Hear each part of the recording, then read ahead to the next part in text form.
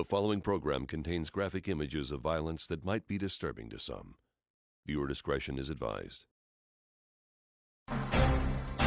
Tonight, a neighbor in crisis. Mexico is a country divided, with a new president and a huge problem. As Butch Cassidy said to the Sundance Kid, who are these guys? They're paid assassins. Not far from the beaches of Acapulco, a bloodbath. Narco-traffickers have all but taken over parts of the country, leaving its citizens paralyzed. What scares you the most? Being at the wrong place at the wrong time. Nowadays, you get shot like everywhere. And with hundreds of millions of dollars at stake, it's all about greed and it's all about turf. Staying on the right side of the law for the police can be a life or death choice. Many of those cops paid the ultimate price. They wouldn't take the silver. They wouldn't take the gold. They took the lead. Tonight on Dan Rather Reports.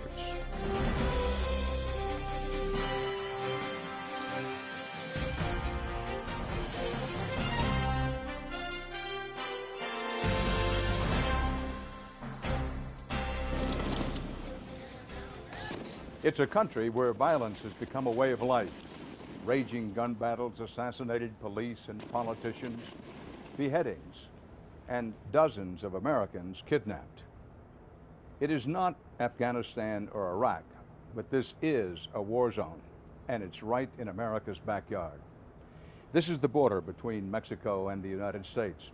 Across that bridge, Nuevo Laredo, a lawless city in a sprawling, lawless region controlled by major drug cartels who are battling over a multi-billion-dollar drug business.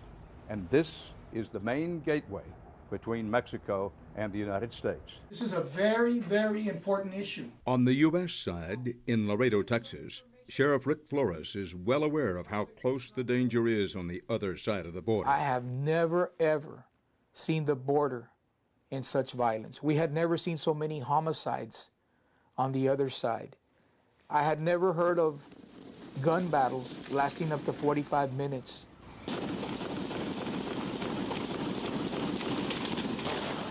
The hardest thing is realizing that it's very common just 300 yards from here. You know, they have gun battles going off and during the day. They have gun battles when the sun goes down. Gun battles have become so commonplace here that this fierce firefight between Mexican federal agents and drug cartel members was captured on videotape. We've been here when we've heard the gunfire going off on the other side. Using high-powered weapons, weapons that we don't use on this side, AK-47s, rocket-propelled grenades. You have a 45-minute gun battle with a fair number of people using AK-47s. 50 caliber weapons. 50 caliber? Yes, sir. Well, you can hear it over here. Yes, sir. Loud and clear. Nuevo Laredo, Mexico, once a quiet border town, has become one of the most dangerous cities in the world. It's an unpleasant fact, but a fact. Over much of Mexico, drug-related violence is reaching unprecedented levels. 2,000 people have been killed this year alone. These aren't random murders. Victims are kidnapped, tortured, and executed, often in brutal ways. In the most grisly example, 5 heads were rolled onto a dance floor in a popular nightclub. This was a revenge killing. The heads belonged to local drug dealers. It seems incredible that anyone would actually do this. But it is not just cartels slaughtering one another. Dozens of elected officials, police officers, and journalists have been targeted and systematically killed, and innocent civilians are caught in the crossfire. When you see people that have no regard for life, women and children especially, it's something that is alarming to all of us. There is deep concern among U.S. law enforcement that Mexico's escalating violence will spiral out of control and spill over the border. Just out there, about 100 yards, is the river that separates the United States from Mexico. I went out with Sheriff Flores' deputies to see for myself what they deal with on a nightly basis. And over there in Nuevo Laredo, it's a virtually lawless city, all part of these two warring drug cartels wanting the territory. And it's not too strong to say that on this side of the border in Laredo, they're doing all they can to keep what's happening in Nuevo Laredo from spilling over here. We had a homicide right here at this intersection. Shooting homicide? Exactly, with an AK-47. Well, one of the things that's changed, they've got heavy automatic weapons. Tonight, Sheriff Flores' men are trying to serve a warrant, but discover their suspect had fled to the no-man's land across the border. They will detain him, and hopefully they'll extradite him back for us. His mother says he's in Nuevo Laredo. Exactly. And they've seen him. So they've been traveling across. They go across, and they're walking the downtown area, stuff like that, see if they spot this guy. Another routine stop. What it shows you is the crime traffic goes so easily back and forth between Nuevo Laredo and Laredo. But the biggest traffic is the drug traffic that comes across the three bridges that connect Mexico to Laredo, Texas. The cocaine industry has shifted from Florida now into Mexico. Mexico is the main corridor into the United States. We've got 6,000 to 7,000 trucks crossing on a daily basis. On a daily basis? On a daily basis. Do you think that U.S. Customs Enforcement inspects every single truck? I think not. America has an insatiable appetite for drugs. A large percentage of the drugs that come into this country come in through this route. One way or the other come up through Mexico. That's correct. Michael Braun, one of the most experienced drug-fighting agents in America, is now the Chief of Operations for the U.S. Drug Enforcement Administration. The overwhelming majority of drugs that enter our country, it's somewhere between 80 to 90%. And I'm talking about cocaine, heroin, both South American and Mexican heroin, methamphetamine, large amounts of meth, marijuana, and club drugs, ecstasy and other drugs make its way across that southwest border and into the United States. And the argument that says because the United States is such a consumer of illicit drugs, that we have blood on our hands? Do we have blood on our hands? I believe we do, because there's a lot of blood being spilled behind this phenomenon. That's because almost all of the violence taking place in Mexico is the direct result of a turf war between two powerful cartels. That swath of territory, if you will, that corridor that leads into the United States has been traditionally controlled for many years by the Gulf Cartel. Right now, it is under attack. The Gulf Cartel's territory has always been the northern part of the country, which includes the city of Nuevo Laredo. But when the cartel's leader, Josiel Cardenas, was arrested and imprisoned in 2003, it was the opportunity the rival Sinaloa cartel had been waiting for. It's all about greed, and it's all about turf. That's what motivates these people from the time they get up in the morning until the time they lay down at night and go to sleep. And it's what they dream about in between. It's what motivates them. They quickly moved in and began fighting for control of Mexico's main corridor into the United States, Nuevo Laredo. Whoever controls that city controls the main route for trafficking the drugs through Laredo and up Interstate 35, through Texas and on into America's heartland. It's a piece of real estate these two cartels are fighting to the death over, for good reason. It provides them with not millions, but hundreds of millions of dollars in profit each year. So far, the Gulf Cartel has kept control, but with so much at stake, they have hired enforcers, called Zetas, who watch everything that happens in Nuevo Laredo, who comes in and who goes out. They have an elaborate system of spotters and high-tech equipment which rivals that of U.S. law enforcement. As a result, they often know what happens in town well before the police do. Well, as Butch Cassidy said to the Sundance Kid, who are these guys? Who are these guys? They are ex-Mexican military defectors who were trained in Fort Benning, Georgia, in the School of the Americas, so they can go back and fight narco-terrorism. Well, they ended up going back and saying, well, it ain't worth it, I don't get paid too much money in the Mexican military. So we might as well work for the cartels. Any idea how many there are? There's probably over 10,000 that have defected the Mexican military and nowhere to be found. These youngsters They easily get drawn in by money, not drive nice cars, they have drugs and women. And they live for today. They don't live for tomorrow. They're paid assassins, and they're trained, and that's what they do. Have you been to Nuevo Laredo lately? No, sir.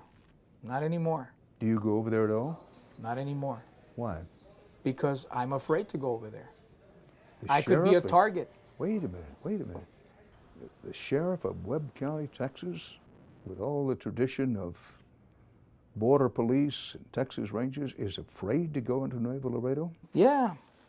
I've already seized $17 million worth of narcotics and have seized $1.5 million in cash. You think that I'm welcome over there? And journalists investigating narco-terrorism aren't especially welcome either. We were advised that if we were going across the border, to keep a low profile, go early, and get out quickly. And that's what we did.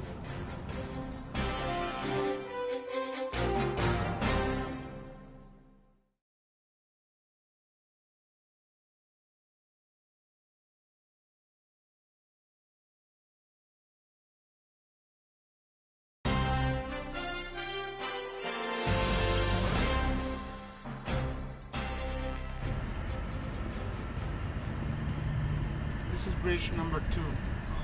We headed to Nuevo Laredo shortly after dawn, to a place where the U.S. State Department warns Americans to exercise extreme caution because of the brutal drug violence that has become almost routine. Our guide was a journalist who didn't want us to use his name because he has to live here after we leave. On the highway to the entrance of the city is a shrine to the fearsome-looking Santa de Muerte, or Saint Death. Lit cigarettes and beer are left in hopes that favors will be granted and protection offered.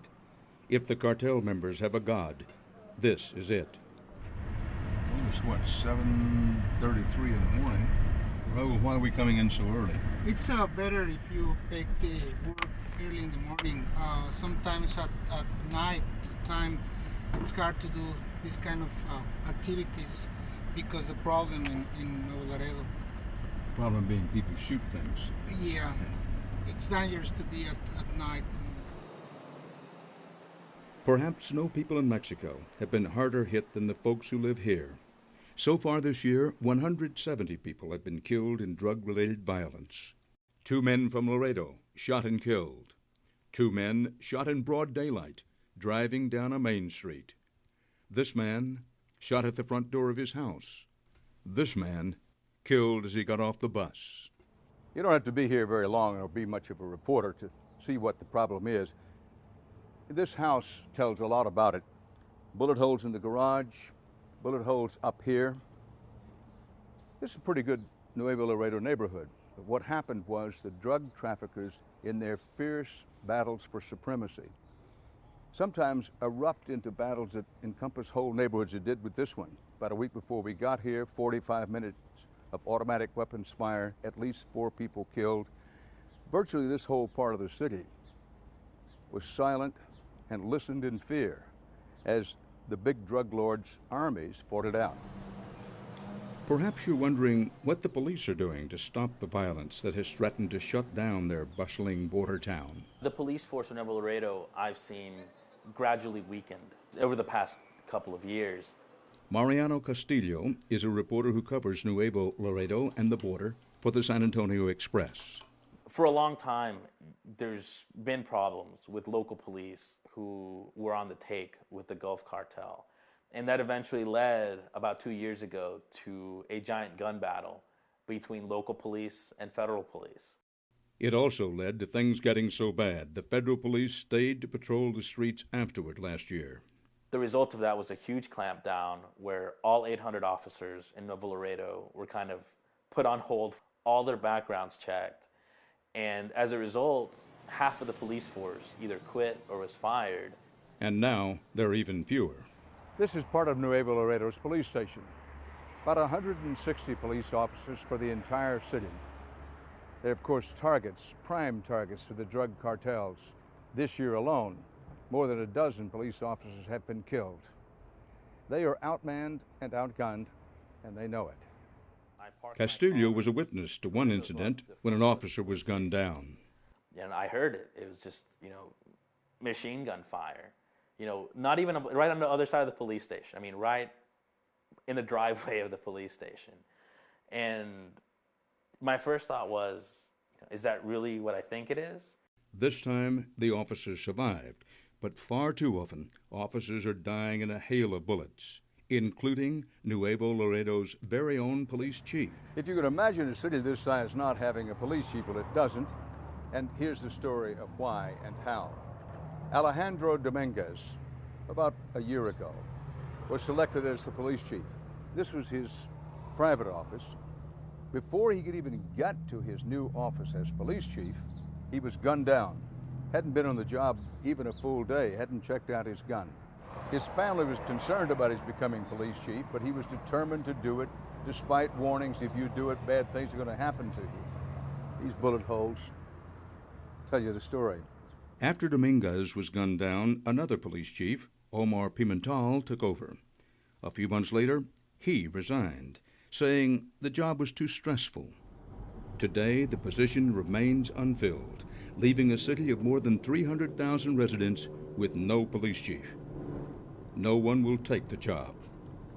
Incredible as it's going to strike most people. Here's a North American city that has no police chief. And it's getting tougher to find someone to step up to the plate and take that job.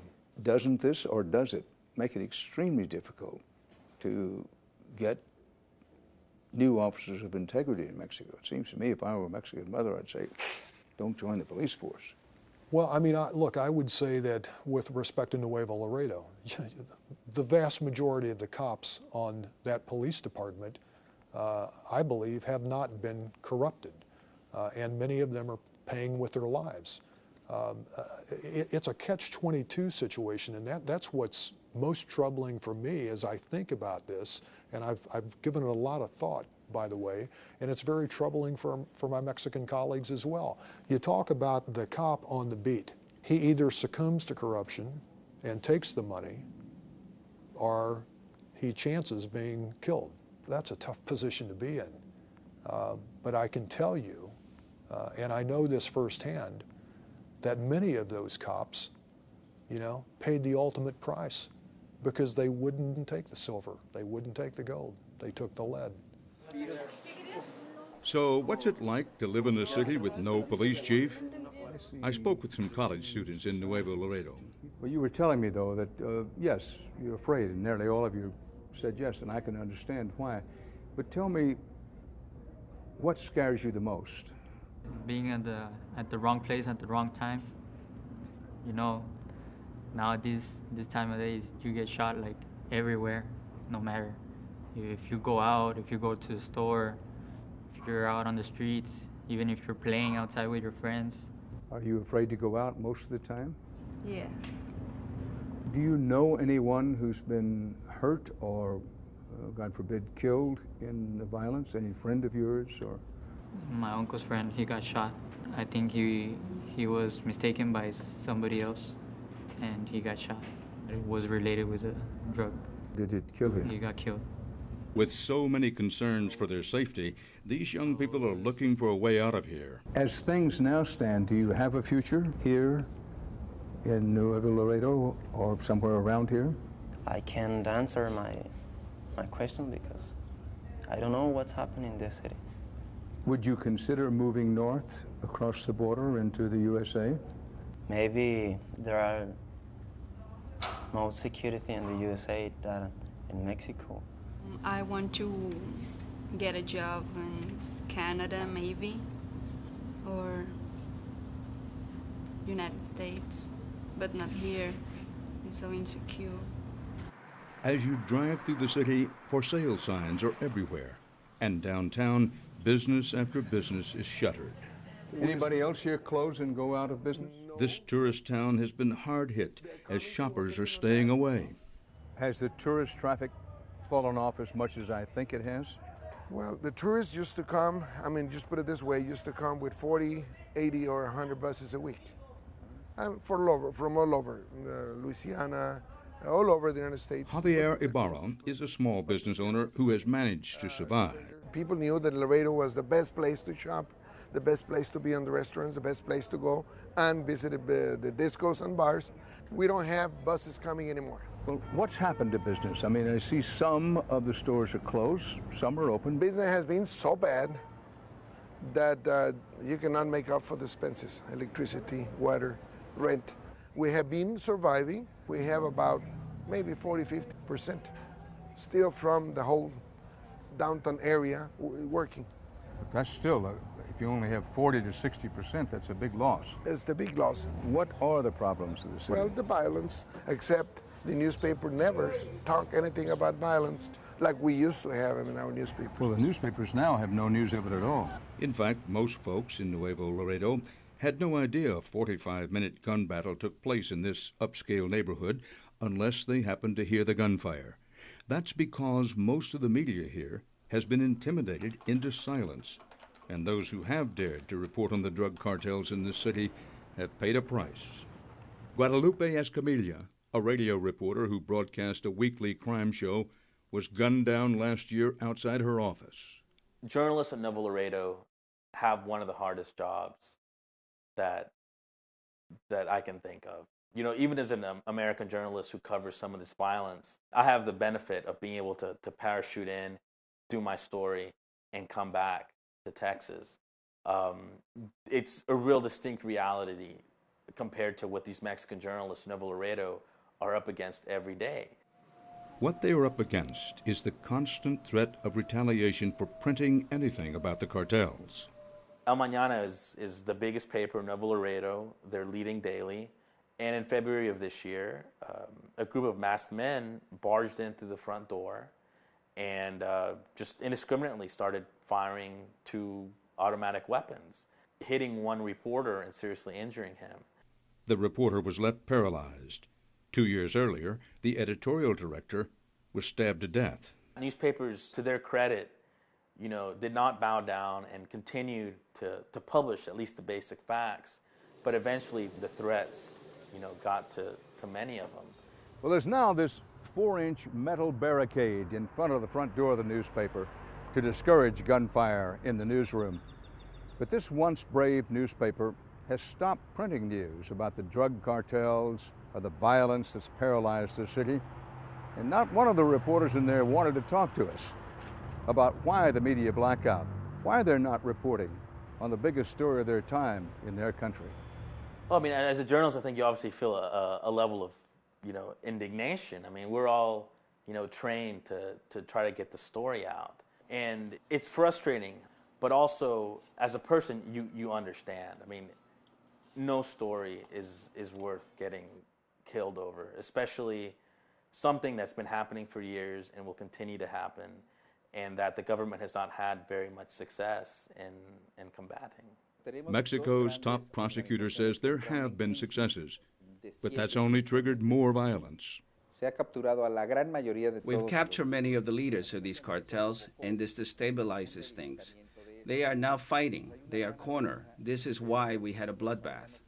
We spoke to Jose Luis Santiago Vasconcelos, who, as Mexico's top federal prosecutor for organized crime, has been the cartel's biggest enemy for the past 6 years. He's helped catch and convict a number of top cartel members, most notably the head of the Gulf cartel, Osiel Cardenas. As a result, he works in an office surrounded by metal detectors, unable to go anywhere without his security detail. I paid a high price. The stress is something terrible. It gets to you. It's very strong. The permanent threat is hard, but I think it is worth it. I think it has been worth it.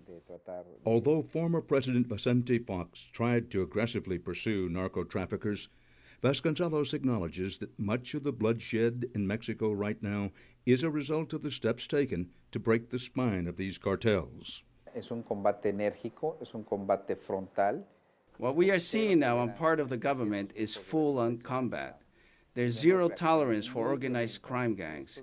And as a result, we're seeing very violent reactions from these groups because they've been left without leaders. But Vasconcelos knows that not nearly all the leaders are behind bars. We have many public enemies, and one of them is Chapo Guzman, Joaquin Guzman. When we come back, you may be surprised to know where public enemy number one now lives.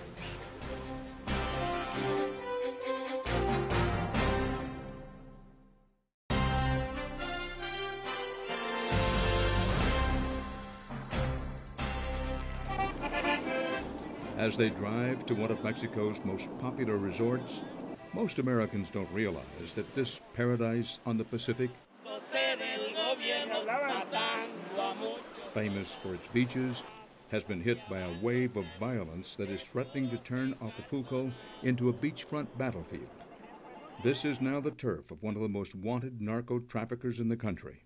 This man, El Chapo, know who he is? Tough guy. Who is he? El Chapo Guzman.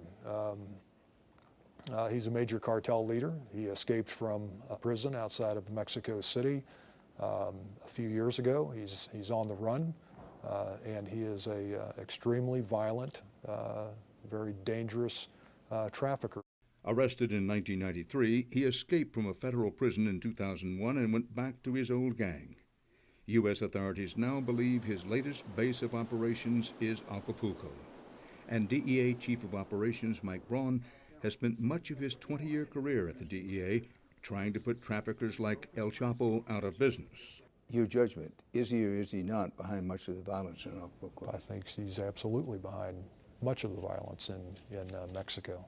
Acapulco Mayor Felix Salgado is now dealing with a public relations and tourism nightmare. Muchísimos problemas. Lots of problems. We have had a lot of problems with narco-trafficking. We had a very bad time here, a very bad period. The violence was out of control. He's talking about shootouts like this one that broke out in broad daylight earlier this year, just 1 month after he took office. The turf war going on between the cartels on the border has now moved to the coast. This is the aftermath of an attack on a caravan of SUVs thought to be carrying El Chapo Guzman. Police fired on the caravan and a gunfight ensued, leaving 4 Sinaloa cartel members dead and 3 police injured. Were you surprised to see that there were shootouts in broad daylight, fairly lethal and large shootouts in Acapulco? Yeah, I'll be perfectly honest, I was. I just didn't think it would spill over to a place like Acapulco. You thought it was quieter than that? Yes, I did. But it was about to get worse. The revenge for the attack a few months later sent a chilling message. One morning, 2 policemen's heads were stuck on the cuartel, in front of the headquarters, and that was just so shocking for everybody. Christina Mosner, who runs a small hotel in Acapulco, was also shocked by the note the killers left at the crime scene. Quote, "So that you learn to respect." The 2 severed heads were left not far from the city's busiest tourist area. And it was like here in Acapulco, Acapulco is like a little town actually, and it's a big city. There's already more than 1 million, 2 million people living here, but it's still a small town. So for that to be happening here it gives me the goosebumps, Although Christina says she loves Mexico, she fears it may be time to leave. I have a daughter here now, but I want the best for her, and if it's gonna get too intense, I'm gonna have to move for her safety, And when residents start talking about leaving, that surely sends a chilling message to tourists. And to Teresa de Jesus, Acapulco's Director of Tourism. The main activity that we have is tourism, and we're in trouble, of course. The average hotels is about 60% occupation. It's not as good as we want, as good as we need to have them. But as long as the cartels are battling in the streets, half-empty hotels are an inevitable reality. We recognize that it's a big problem. We cannot fight against them. We are not as powerful as they are. One of the most powerful players in Acapulco may be a Texan they call La Barbie. Born Edgar Valdez, he got his nickname, we're told, because of his good looks. He's a fugitive in this country, wanted on marijuana charges, but he's wanted for much more in Mexico. And LaBarbie is fair-skinned American. He was born in Laredo, but has spent most of his adult life in Mexico. Very violent individual, an assassin himself. He also trains other assassins and thugs at remote places in Mexico. Is he the only American, LaBarbie, that you know of that's crossed over the border and become a big man with the cartels? That has crossed over and reached his level. Yeah, I'd say he is the only one that I know of. LaBarbie is now believed to be the chief enforcer for the Sinaloa cartel in Mexico. Yes, that's correct. Well, you know about this videotape, which was sent anonymously to the Dallas Morning News, which purports to show 4 men who've been beaten. The video shows 4 men being interrogated. One by one, they give their names and ages. And then, a scene that has become familiar with hostages in Iraq. A gun comes into frame. The shooter's face is not seen on the tape. Is it or is it not the belief that LaBarbie was responsible for that? Some believe that LaBarbie was responsible for that. I mean, there has been multi-source reporting that he was, but we don't have a smoking gun. Does the DEA believe that LaBarbie is a chief enforcer for one of the larger cartels? He is undoubtedly a chief enforcer for one of the larger cartels. He is a lieutenant. And not only does he run and train teams of assassins, he is also extremely adept and knowledgeable with respect to surveillance, complex, complicated, technical surveillance and counter-surveillance measures against law enforcement, against the military. With enemies like LaBarbie, for the police here, it's a deadly battle. This year, 33 police have been killed in the state of Guerrero, where Acapulco is located. Sí, algunos compañeros policías los mataron. Yes, they killed some police. Then things started to fall apart. No one wanted to be a policeman in Acapulco. With good reason. How could they confront the arsenals of the drug cartels with weapons like this? Los ha entregado a los municipios. You saw the weapons we had. They were a little obsolete. We're police who prevent crime. We're not like SWAT team types. Under Mexican law, only federal authorities can actively pursue the cartels. But the police here need to be able to fight back. Now they are armed with intimidating-looking automatic weapons. A big change for a police force that, until this year, was mainly dealing with preventing crimes against tourists. Mayor Salgado says he had no choice. He had to try harder to keep his police force on the job. He's made law enforcement the #1 priority in Acapulco. We have over 100 new patrol cars, new weapons, body armor, everything we need to protect the public. The mayor is also trying to raise salaries, knowing it's the only way to even partly compete with the payoffs offered by the drug cartels. The compromise has been to equip them with the tools they need for work and a good salary. Here, a policeman makes 5,000 pesos a month. That's less than $500 a month, leaving police officers still vulnerable to bribes. But all the reforms from City Hall did not go unnoticed by the cartel. They took my chief of security for City Hall. In the street, they kidnapped him and they killed him. His body was found in an abandoned parking lot. He'd been beaten and suffocated. Security for the mayor is now at an all-time high. Wherever he goes, he is surrounded by bodyguards. But even with better equipment, the police here live on edge.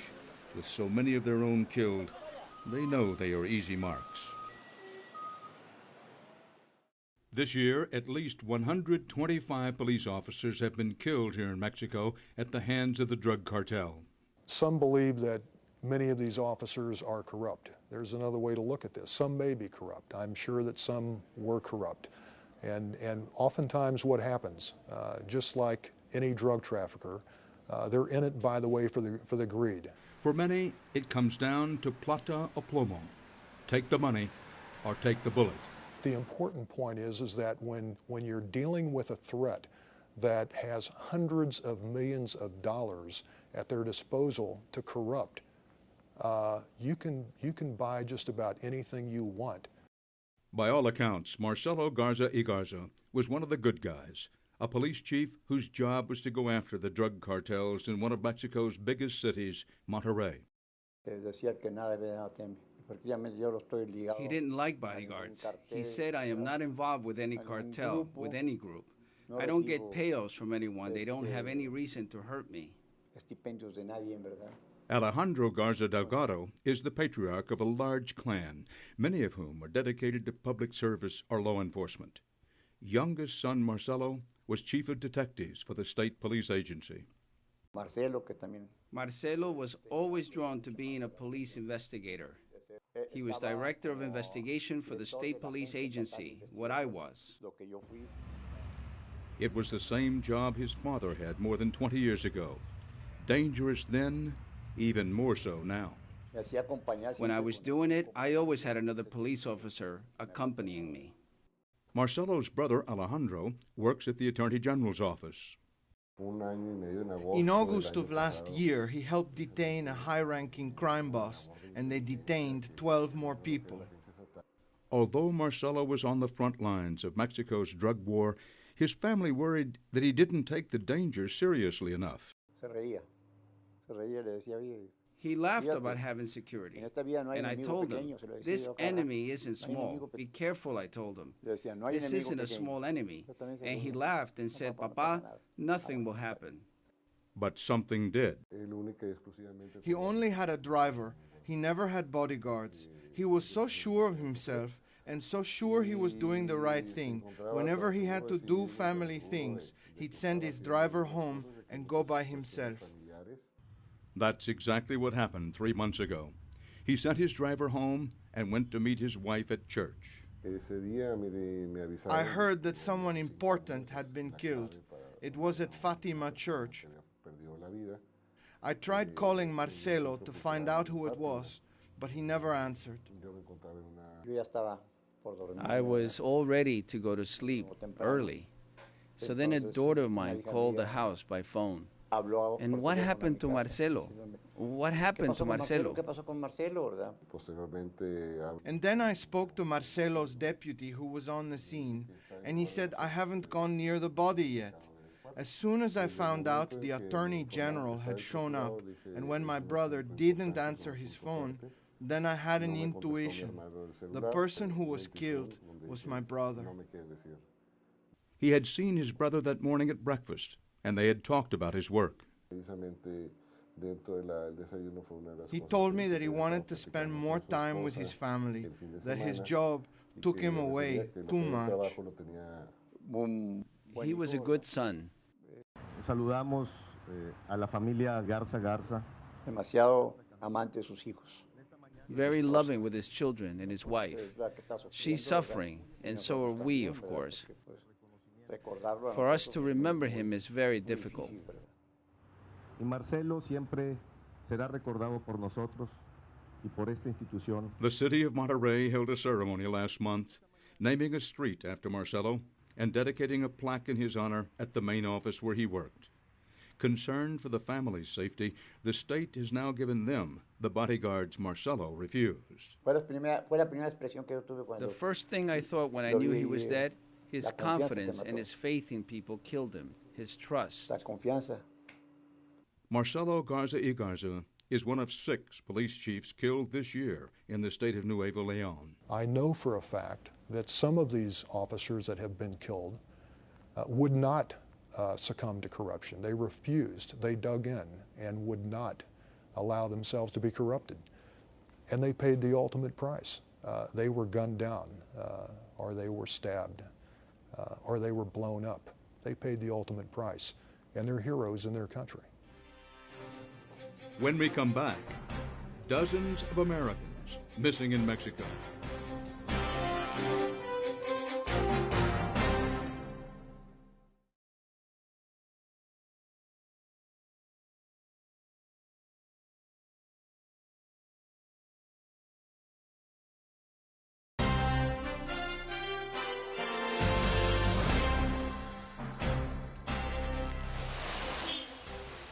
At night, the festive lights of Nuevo Laredo invite folks to cross the border for an evening of margaritas and music. But making this journey has become increasingly dangerous. In case after case, Americans have come here and simply disappeared. It's 6 blocks to the across the bridge and never come. They never got home. He never came back. Sheriff Rick Flores is convinced this is the work of the drug cartels. Kidnappings have happened frequently. It's a way of showing that they're in control. Well, according to the figures I have, more Americans have been kidnapped in this general area than in Iraq over the last couple of years. Is that true? That is correct. But we've got 40 people missing from Laredo, Texas. I think it's going to come as a surprise to most Americans to hear you say there have been 40 Americans kidnapped in and around Laredo. It's a staggering figure. Most of those who've gone missing vanished in Nuevo Laredo. All are American citizens. I met with a small group, 2 mothers, a father, and a wife. Each is waiting for word on what happened to a missing loved one. Rosita Gonzalez's 2 sons were coming back from a day trip to Monterrey. They called to say they had made it to Nuevo Laredo and would be home soon.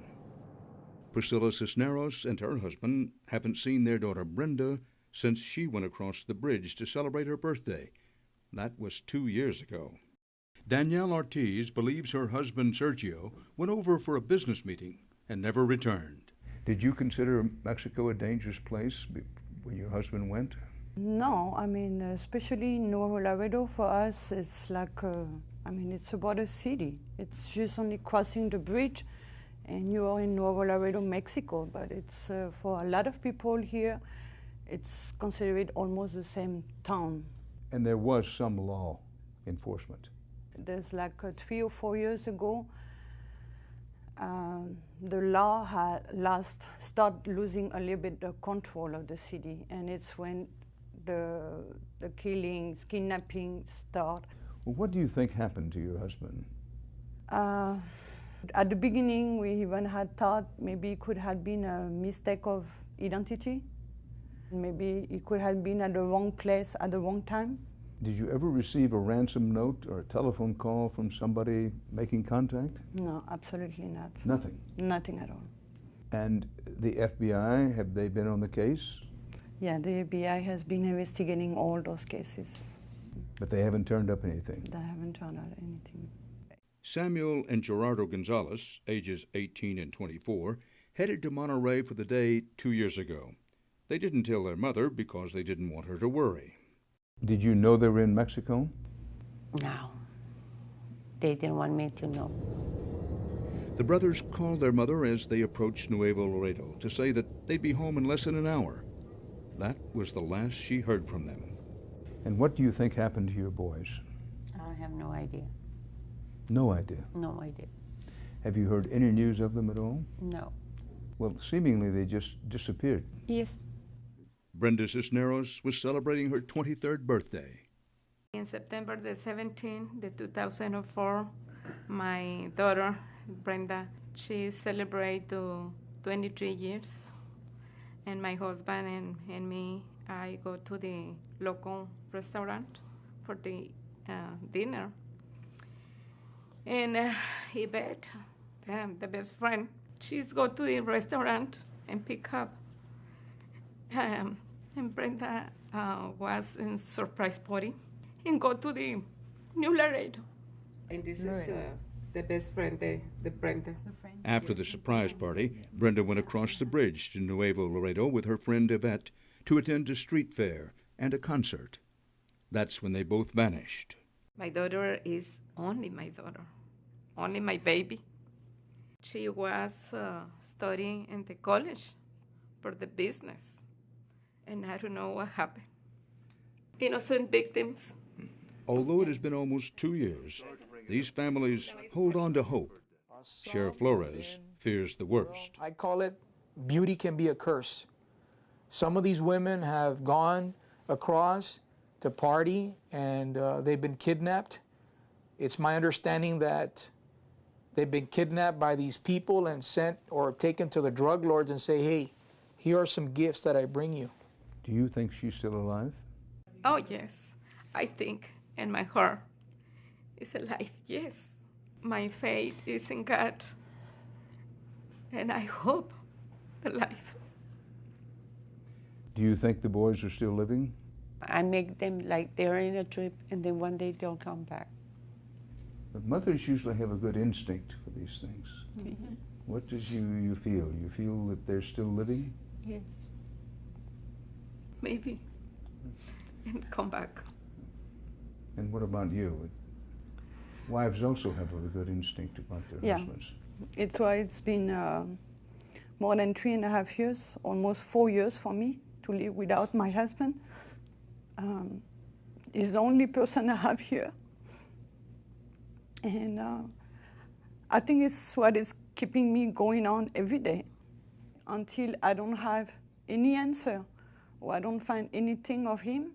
I will not accept that he's gone. The families have started their own group dedicated to finding their children, but some have gone even further. William Slaymaker lost his stepdaughter Yvette the same night Brenda disappeared. I raised Yvette since she was 9 years old. I love her as one of my own daughters. Angry at what he felt was a lack of effort by Mexican and U.S. authorities, William Slaymaker took matters into his own hands. I've knocked on drug dealers' doors on this side and on that side. I found Yvette's car. I went over there on a daily basis for 30 days. After 30 days, to the day, I found Yvette's car in Nuevo Laredo. It was in an impound lot owned by a Mexican judge. The new mayor of Laredo, Texas, Raul Salinas, says helping the families find their loved ones is a priority. We want to get answers. We want to come bring those families back, I mean, the kids that are missing, so they can rejoin their families. It's a very difficult thing. What can we do? We can continue to pressure the Mexican government, all the way from the local government to the federal government, to ensure that these cases do not turn cold.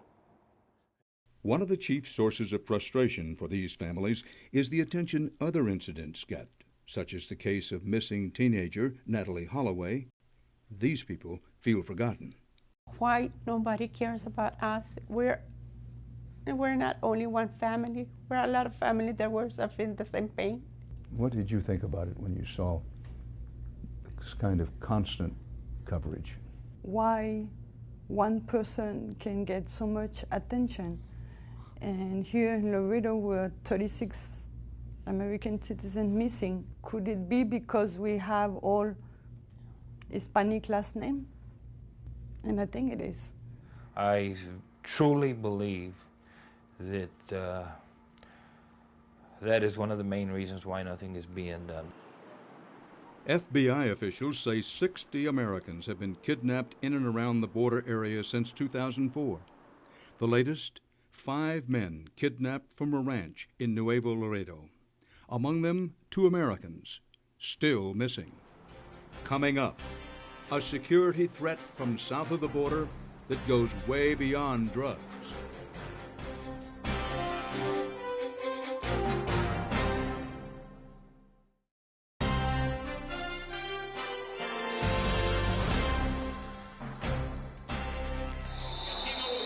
This past week, a new president was inaugurated in Mexico City. And the brawling reception with jeers and catcalls that preceded Felipe Calderón taking office may be a warning that our neighbor to the south is facing a number of challenges beyond the drug war that is threatening to turn Mexico into a narco state. This election was so close, less than 1% of the votes separated the 2 candidates, that a court ultimately had to certify the winner. But that didn't stop the other candidate from swearing himself in as the winner. With demonstrations out on the street and inside the joint session of Congress, there is legitimate concern whether President Felipe Calderón will be able to keep his promise to escalate the war against drug traffickers. A promising sign that he's serious. His first official act was to announce that he is seeking pay hikes for the Mexican army that is battling the cartels. But the army and federal police in Mexico have found that cutting off the head of the snake has not solved the crisis. DEA Operations Chief Mike Braun knows that all too well. We've talked to at least one high-ranking Mexican law enforcement official who says he's cut off the heads of many snakes, but the level of violence goes up. What does this tell us? I've said from the beginning, although we cut the head off the snake, do I believe that some other cartel or syndicate is going to move into that area and take over or attempt to take over? Yeah, they will. But this is an opportunity for law enforcement and the Mexican government to gain or regain control of that piece of real estate.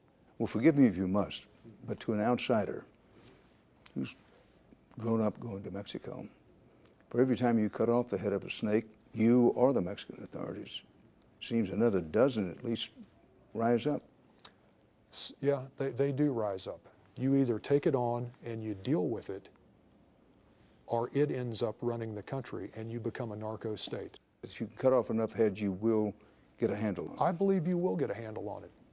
But I'm also going to tell you, do I believe, after 32 years in this business, that we're going to extinguish this threat and this problem in its entirety and completely?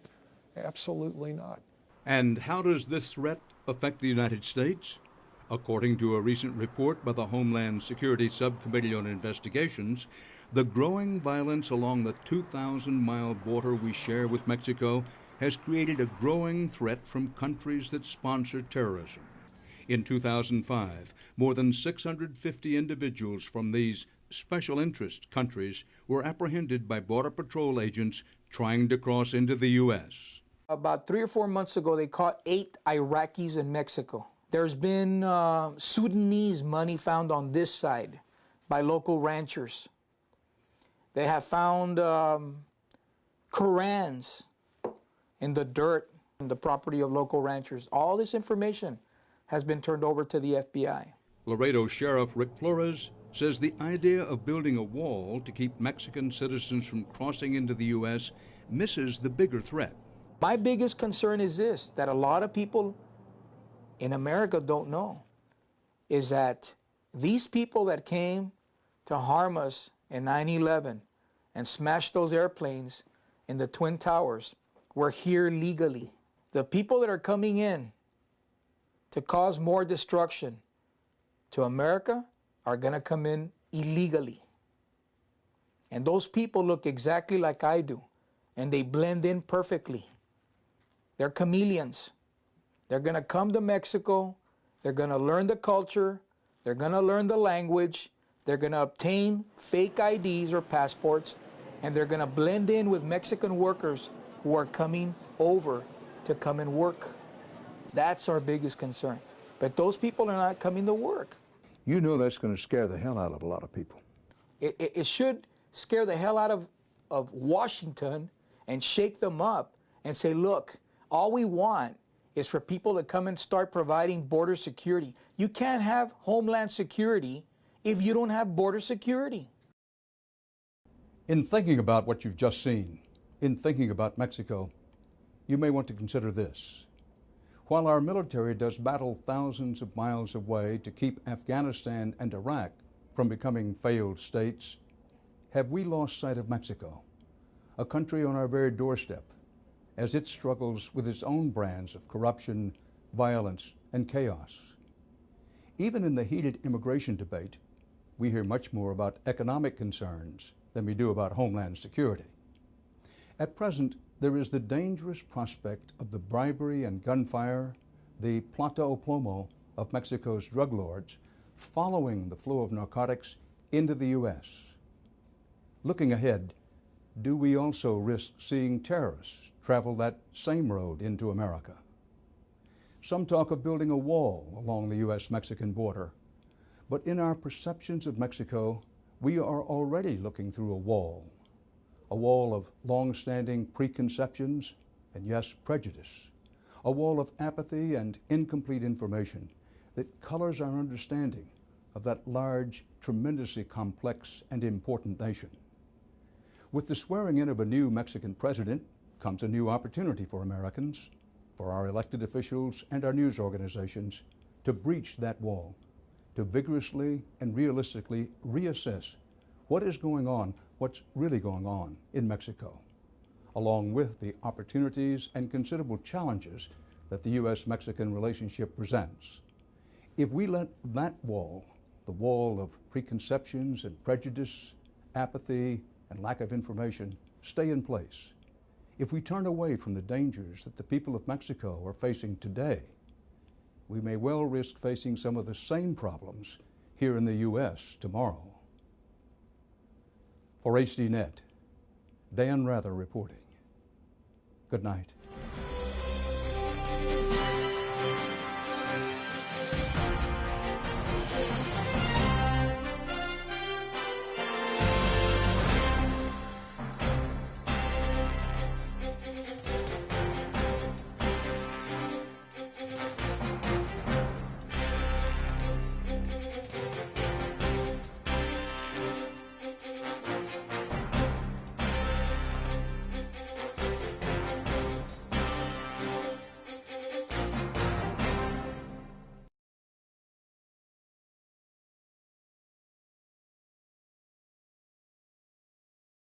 Nuevo Laredo, it's a virtually lawless city, all part of these two warring drug cartels wanting the territory. And it's not too strong to say that on this side of the border in Laredo, they're doing all they can to keep what's happening in Nuevo Laredo from spilling over here. We had a homicide right here at this intersection. Shooting homicide? Exactly, with an AK-47. Well, one of the things that's changed, they've got heavy automatic weapons. Tonight, Sheriff Flores' men are trying to serve a warrant, but discover their suspect had fled to the no man's land across the border. They will detain him and hopefully they'll extradite him back for us. His mother says he's in Nuevo Laredo. Exactly. And they've seen him. So they've been traveling across. They go across and they're walking the downtown area, stuff like that, see if they spot this guy. Another routine stop. What it shows you is the crime traffic goes so easily back and forth between Nuevo Laredo and Laredo. But the biggest traffic is the drug traffic that comes across the three bridges.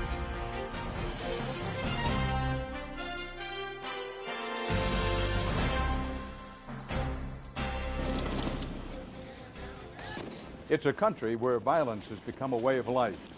Raging gun battles, assassinated police and politicians, beheadings, and dozens of Americans kidnapped. It is not Afghanistan or Iraq, but this is a war zone, and it's right in America's backyard. This is the border between Mexico and the United States. Across that bridge, Nuevo Laredo, a lawless city in a sprawling, lawless region controlled by major drug cartels who are battling over a multi-billion-dollar drug business. And this is the main gateway between Mexico and the United States. This is a very, very important issue. On the U.S. side, in Laredo, Texas, Sheriff Rick Flores is well aware of how close the danger is on the other side of the border. I have never, ever seen the border in such violence. We had never seen so many homicides on the other side. I had never heard of gun battles lasting up to 45. Violence is reaching unprecedented levels. 2,000 people have been killed this year alone. These aren't random murders. Victims are kidnapped, tortured, and executed, often in brutal ways. In the most grisly example, 5 heads were rolled onto a dance floor in a popular nightclub. This was a revenge killing. The heads belonged to local drug dealers. It seems incredible that anyone would actually do this. But it is not just cartels slaughtering one another. Dozens of elected officials, police officers, and journalists have been targeted and systematically killed, and innocent civilians are caught in the crossfire. When you see people that have no regard for life, women and children especially, it's something that is alarming to all of us. There is deep concern among U.S. law enforcement that Mexico's escalating violence will spiral out of control and spill over the border. Just out there, about 100 yards, is the river that separates the United States from Mexico. I went out with Sheriff Flores' deputies to see for myself what they deal with on a nightly basis. And over there in minutes,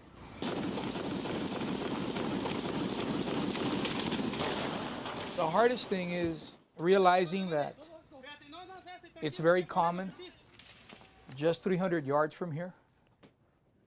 You know, they have gun battles going off and during the day. They have gun battles when the sun goes down. Gun battles have become so commonplace here that this fierce firefight between Mexican federal agents and drug cartel members was captured on videotape. We've been here when we've heard the gunfire going off on the other side, using high-powered weapons, weapons that we don't use on this side, AK-47s, rocket-propelled grenades. You have a 45-minute gun battle with a fair number of people using AK-47s. 50 caliber weapons. 50 caliber? Yes, sir. Well, you can hear it over here. Yes, sir. Loud and clear. Nuevo Laredo, Mexico, once a quiet border town, has become one of the most dangerous cities in the world. It's an unpleasant fact, but a fact. Over much of Mexico, drug-related. The following program contains graphic images of violence that might be disturbing to some. Viewer discretion is advised. Tonight, a neighbor in crisis. Mexico is a country divided, with a new president and a huge problem. As Butch Cassidy said to the Sundance Kid, who are these guys? They're paid assassins. Not far from the beaches of Acapulco, a bloodbath. Narco traffickers have all but taken over parts of the country, leaving its citizens paralyzed. What scares you the most? Being at the wrong place at the wrong time. Nowadays, you get shot like everywhere. And with hundreds of millions of dollars at stake. It's all about greed, and it's all about turf. Staying on the right side of the law for the police can be a life or death choice. Many of those cops paid the ultimate price. They wouldn't take the silver. They wouldn't take the gold. They took the lead. Tonight on Dan Rather Reports.